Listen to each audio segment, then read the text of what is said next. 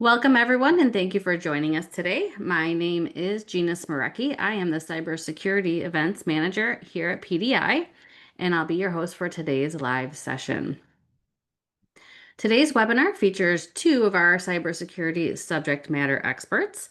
We are excited to present about how SOC as a service and AI technology are converging to drive proactive cybersecurity strategies. If you have questions during today's presentation, please go ahead and submit them in the Q&A tab. We'll be looking out for those. And also, just so you know, this webinar is being recorded, and you will receive an email with a link to watch the recording tomorrow. So now, before I introduce the speakers, just a quick note. Hopefully you've already heard this message, as we've been saying it at our webinars for the past several months, but it is a huge milestone in our 25-year journey in this industry that Newspire has joined forces with PDI Technologies. We have changed everything to our new name, which is PDI Security and Network Solutions. And you can check out our new website where you can learn more about this transition. I'll pop that link in the chat. But it's important to note that we are the same company, just with a new name, same mission, same people, but just with a lot more resources behind us. So let me put that in the chat for you all. And we will go to introductions. So at this time, it is my great pleasure to introduce you to our speakers today, Marcy Elder and Dan Hoban. Marcy is a cybersecurity product leader with 7 years of experience driving innovation and technology. She specializes in bringing cutting-edge solutions to the market with a focus on AI and security.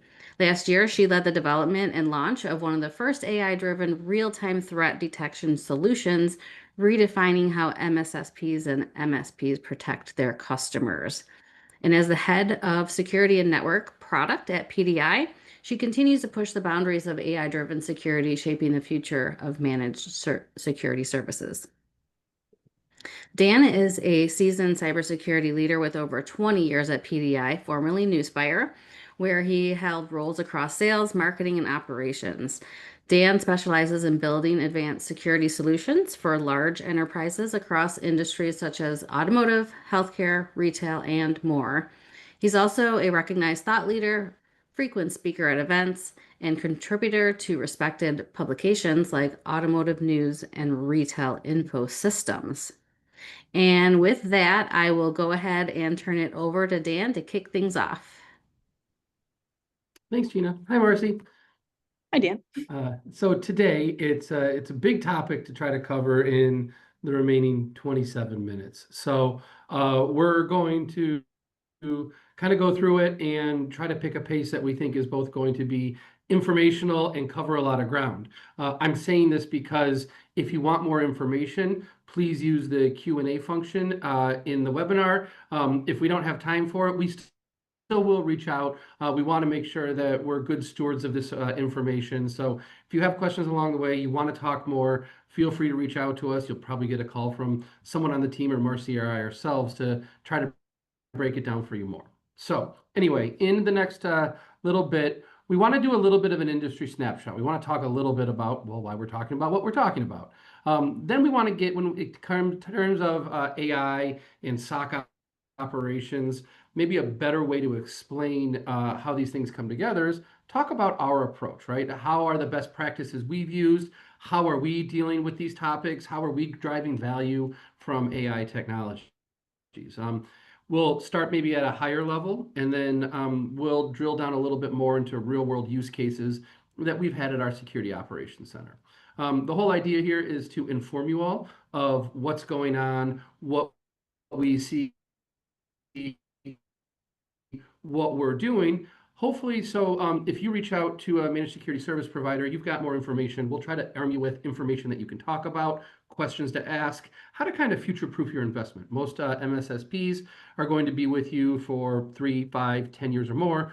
You want to make sure that you've made that investment at the right time and you've kind of future-proof what you're doing. So we'll try to help you through there, and then maybe try to bring it down to some key takeaways, right? In a lot of these webinars, 20 minutes, 30 minutes, 1 hour, there's maybe only a few things that might stick with you. So we're going to try to drive that. We'll spend some time for Q&A at the end if we have time, but please, throughout the whole process, feel free to interact with us. feel free to put some questions in, and we'll kind of take it from there. Are you ready, Marcy? I'm ready. Let's do it. All right. So, Marcy, I don't know if you went to RSA. I didn't because PDI didn't make me, but they did send Randy Johnson, who's our partner VP. And one of the things he told me was just about every vendor, they're touting AI, right? Oh Everything is yeah. all about Yeah. AI. I was on all the And lists and all the yeah, social media, every single response and every single post from any security provider that was there had AI somewhere in a tagline at least once, if not 10 times. yeah. And did any of it make any sense? Could you gather what they were actually doing with AI, or was it just like someone in marketing had to put it in? It's all Greek on the back end, and so they don't always know what they're talking about either, but it's hard to it's a really big topic to distill down to one single headline. Marketing teams, God bless you, you have a really hard time explaining this to people, but it's really hard to describe in any kind of short snippet of what you're describing for your all of your products and technology. Yeah, and I'm a little jaded on the whole thing because I mean, let's just be honest that for the last decade, every EDR vendor, firewall vendor, every SIM vendor, every security vendor has had AI in their, feature list for long before we even knew what AI was, right? It was always, here's my product, and it has machine learning and AI and heuristics and other stuff, and they were all just buzzwords. And then all of a sudden, Right. very lately, now people are talking about it for real. And I think it's maybe more difficult for those marketing folks to be like, I've been talking about it for a while. But then also too, it can mean different things, right? Like there's the AI that I use to, help answer a question. There's the AI that I use to help uh, get information or distill information. There's the AI that our SOC uses, which is very much different. And I think that those definitions probably stack the deck against both security vendors and our consumers too, right? It really does, because it's hard to say when we do AI, what does that mean? Like saying for our SOC. So, if you're using an LLM, which is something like a Chat GPT, a Claude, a Gemini, and you want to type in, you want to get answers in search, you want to have it write your email or edit something or distill down information to understand it, that's AI. When you want to talk about machine learning algorithms and heuristic learning based on behaviors, that's also AI.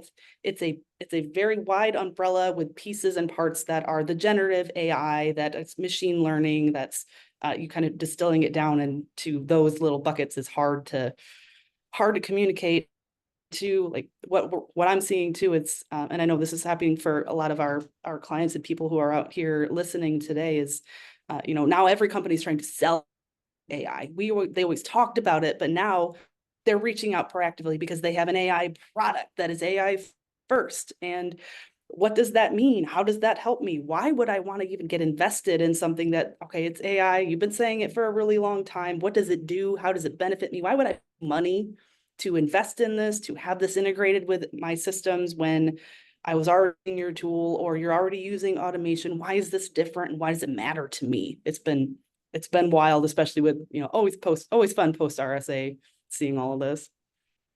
Yeah, well, and that's honestly what we're going to try to do here in the next little bit, right? Is we're going to try to break this down a little bit, using our own use cases, using our own examples. For as jaded as you can hear I am sometimes about AI, it really is the foundation for everything moving forward, right? Like the security is a game of leapfrog. The bad guys figure out a way to exploit something. The good guys figure out a way to stop that, and it just kind of goes forward and it evolves.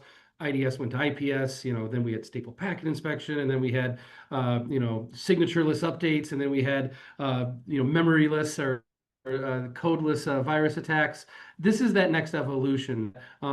We have figured out that we can use AI to stop and predict attacks, but let's be honest too, the folks on the other side of the wall, they're also figuring out how to use AI to get better. And so what we'd like to do here is maybe kind of get through a lot of the buzzwords and the marketing hype, and maybe give you examples on how PDI is using AI and some of the use cases that we use it for, so you can have a better understanding in your own environment or picking providers in the future.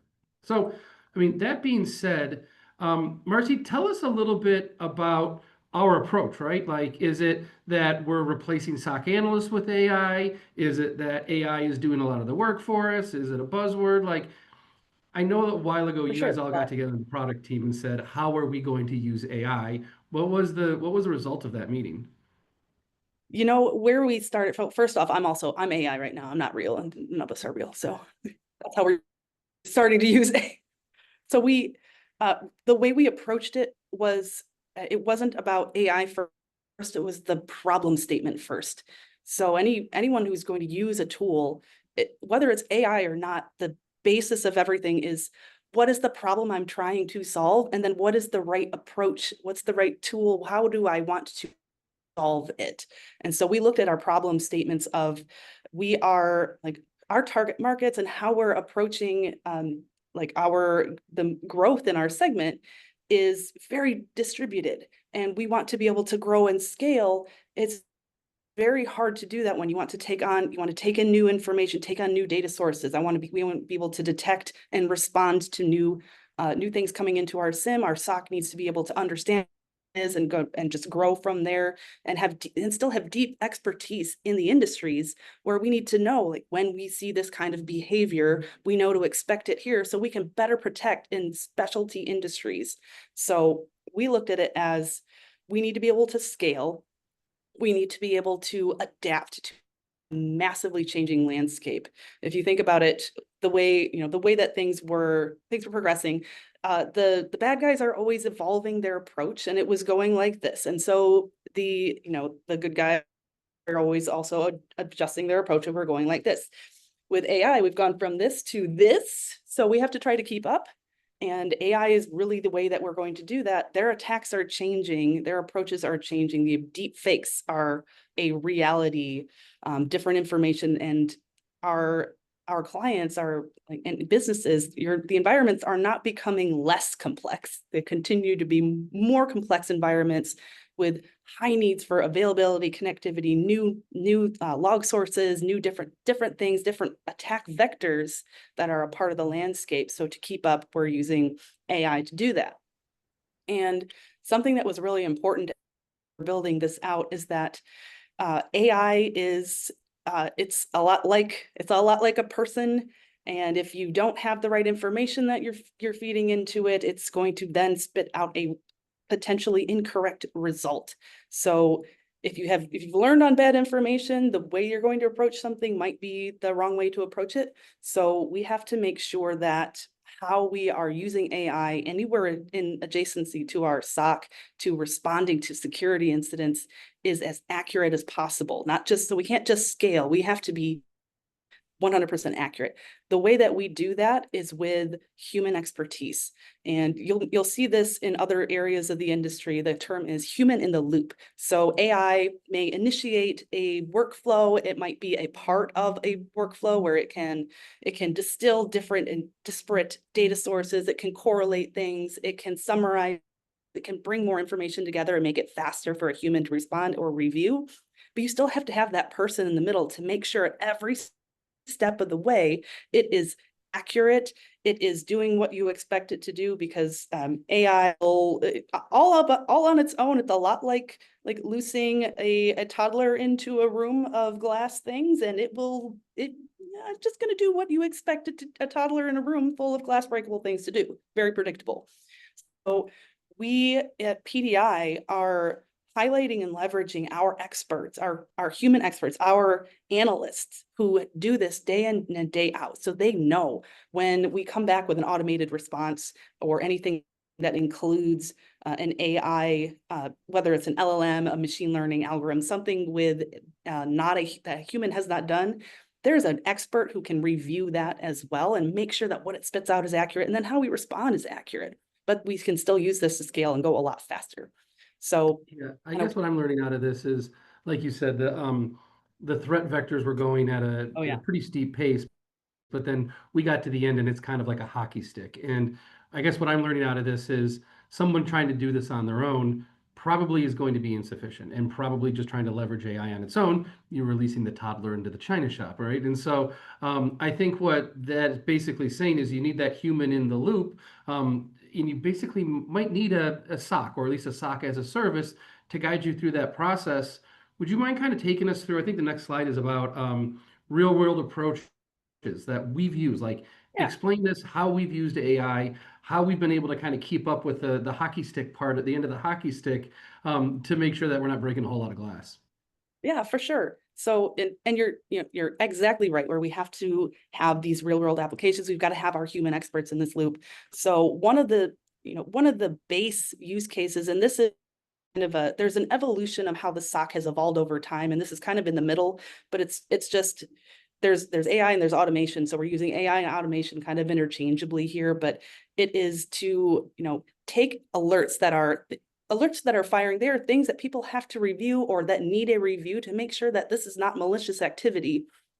There's a lot of manual work that goes into investigation of of alerts in general, because they tend to be, okay, I have to look up information over here and over here and over here to get the full picture of what's going on with an alert. So what we've done is to bring automation to this is we're automating okay, where do I need to go look up this information once? So our model is grabbing information. We can run a query across multiple systems, bring that information back and do what AI does really well, which is distill and communicate a consolidated summary of information. So it can say, all right, I'm taking the alerts and information from all these sources. Here's what I'm finding. And one of the great things too is, especially when you have it tuned and trained and are using it in a small application, it's got the battery of security knowledge that it can reference against that information. So it's correlating that, and it can give a recommended response. So then an analyst isn't having to go and do that manual lookup every time. And we've had SOAR, security automation orchestration and response, for a long time. We've had automation for these things. They're all been really manual to set up. So we're using, next generation tools like a Torque, like a very more modern, and they are AI integrated tools to address this. But we can take the response time just for particular, like really noisy, very common alerts, down from a 10-minute process where you've got to go, the analyst has to manually go through things, to let me review the output of this, make sure that this is accurate, it's pulling in the right information, it's providing the right recommended response based on what I'm seeing, and then they can resolve it. And it's a 10-minute to a 30-second review that speeds things up massively.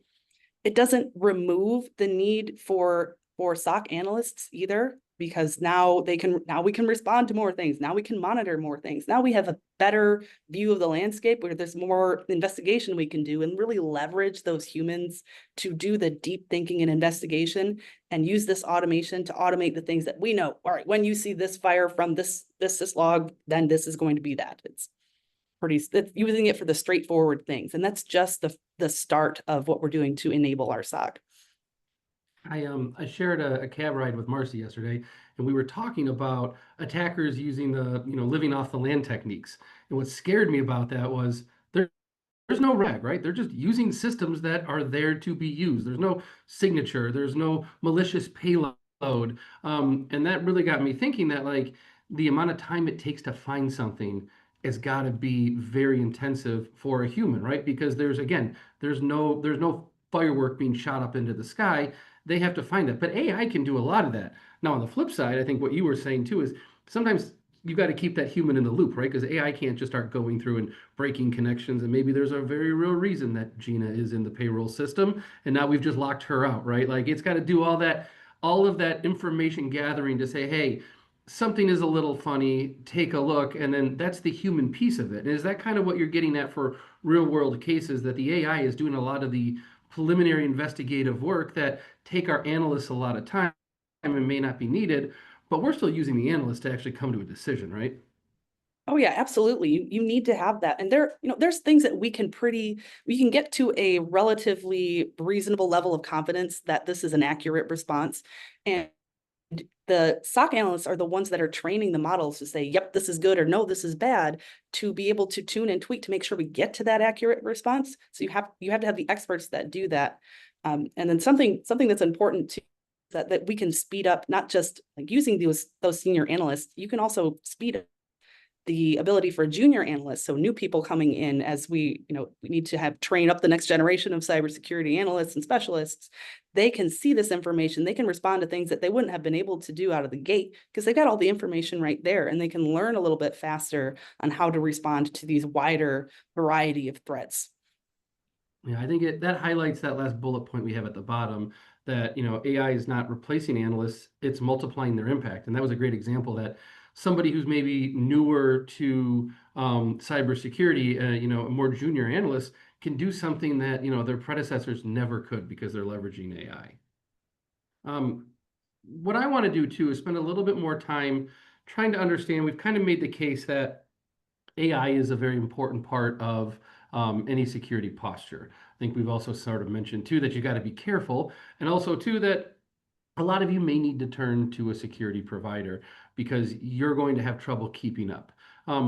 Marcy, if you can though, break this down because we've already kind of identified some pitfalls and the fact that everybody's talking about AI and the fact that these threats are real and the fact that you are going to probably need a provider. But I think it's easy to make a mistake along the way. Oh, it really is. And, we highlighted and joked a little bit about RSA, but every vendor, whether it's your managed service provider or a technology provider, whatever it is, they're going to come to you at some point with something about AI. What you need to do is be able to ask a little bit deeper, because if it's AI that is there because it's a buzzword, great.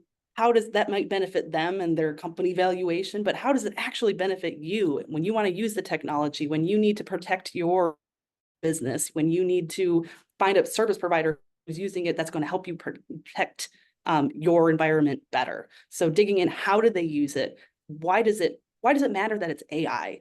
Because like the beginning of this, the example that is that it's not the right hammer for every nail. It can be, there are so many wild more use cases that are on top of even what we're talking about here is pretty specific and scratching the surface. But just because we have AI does not mean we should use AI in every application. So when you're talking to the vendor, a managed service provider, what does it specifically gain you? For us to invest in AI enabling our SOC, what that means is we can respond faster, can respond to more threats. We can reduce the time to the mean time to respond by a massive amount and provide a better service to the client. So it enables us to be able to do that, and we can do it at scale. You get the big picture of your environment. We're able to respond. We're able to specify those responses and really hone in on the specialty to make sure that we're responding to the right things. And instead of your service provider being drowned in alerts of every different thing, whether they mean anything or not, it's highly focused, and it's focused as experts on your business. So look for the ways that it specifically gives something for you, your company. Yeah, I want to kind of point out when I'm talking and helping folks in the industry pick vendors, I like to get specific, right? There's a lot of folks, especially in cybersecurity and the SOC, that they'll just say outside of AI, they do all the buzzwords things, right? Like, oh, I have content engineering, and oh, I have threat hunters, and oh, we monitor on the dark web. But what really helps is if you actually get to somebody who says, my job is content engineering, and this is what I do. I am a threat hunter, and this is my methodology for it. I am a threat researcher, and these are the tools that I use. I think you can take the same approach with AI. One of our participants, Bob, said that he's a little like me, a little jaded when it comes to AI, and in his findings that sometimes AI was just big if-then statements. And I honestly think that's how it used to be, right? Like it was just computers doing math, and they called it AI. But I do know that there's been instances where customers have asked us about AI that I've pulled in Marcy. And Marcy takes it beyond that, right? She breaks down, here's the tools that we're using. Our AI is built off of this engine. Here's how we safeguard it. Like, here's the practice of AI. And then she will demo it. She'll log into our LLM and have it start asking questions. She'll show torque, and she'll show the automation. She'll show how it's pulling that information in. And I think it's really important because I think that without actually having someone who can really tell you about their AI practice, it's more like what Bob and I talk about. It's a marketing term. It's an if-then statement. It's not until you get into specifics, just like you do when you pick any other provider, that you actually find out if they're really doing it. So let's talk about what this means kind of like into the future. And I always hate to do future state because we have no idea where security is going, just like we have no idea where anything else is going. But the fact of the matter is, if you pick a technology, if you pick a partner, if you hire somebody, you're making an investment that is measured in years. And so, Marcy, kind of bring us through like, when it comes to AI, what are the things that you need to make sure when you're making an investment, you're a little bit more future-proofed? Sure. So it's I kind of liken it to our how we've seen streaming services go from cable to individual streaming service that gives you everything to now you have a million channels of streaming services, and now we're going to go back into a cable package of streaming services. AI is kind of doing that. So one of the challenges can be that if every provider has AI, that does not necessarily mean that everything is going to talk to each other. So you're still going to get it's siloed information. All right. It can do its thing within this data set, but can it talk to everything else? So what we're doing with it is making sure that it's able to query our data lake, it's able to query everything where we can get to all of the information, because that's when you really get the power, is when it can connect all of your disparate sources and bridge those gaps. It's because one thing AI is amazing at is pattern recognition. And if you have all of the data connected, there's a lot of pattern recognition that it can do. If it has no connection to any other thing, then you're still having to go back to the manual correlation of information, be able to get the full picture.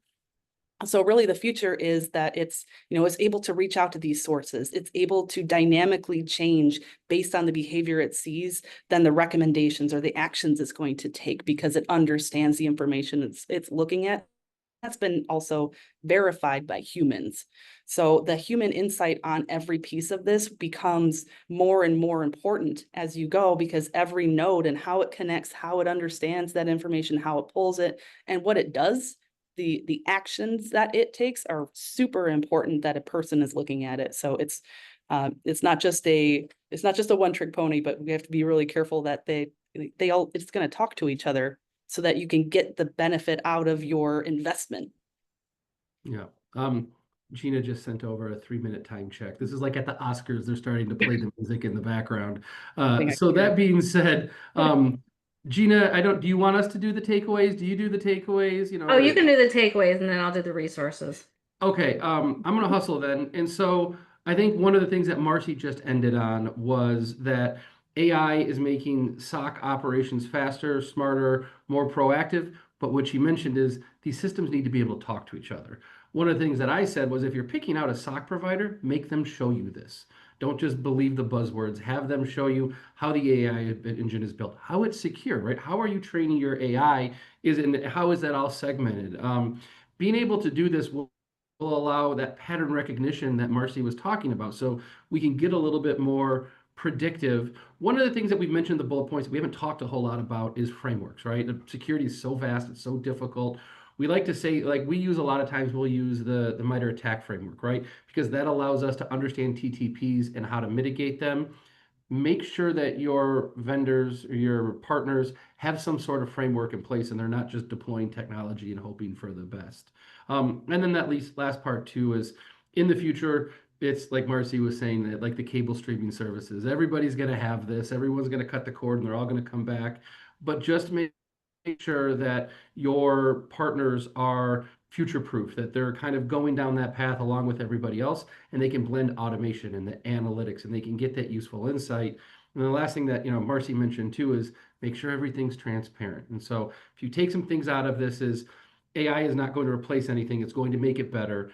You need to make sure you press any vendor, any technology, any partner so they can show this to you. And then transparency is going to be key. You want to see the frameworks, you want to see the reporting, you want everything to be 100% transparent.